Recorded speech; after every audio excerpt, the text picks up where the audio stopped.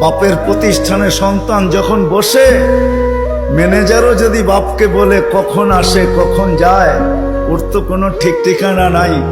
বাপ এক দুই দিন শুনে হয়তো তৃতীয় দিন বলে তোরা তো মাথা ব্যথা কেন, প্রতিষ্ঠান তো আমার, ছেলেও আমার, কখন আসলো কখন গেল এটা নিয়ে তোর মাথা ব্যথা কি? ঠিক না? সত্য তো? হ্যাঁ সত্য তো? বুঝাইতে পারলাম? এটাকে বাংলায় কি বলে? চোখে চোখে রাখা হয় না বেশি। কি একটা ভালো বাংলা বলেন? কি বলে? নজরদারিতে রাখা হয় না, প্রিয়জনের উপরে নজরদারি করা হয় না।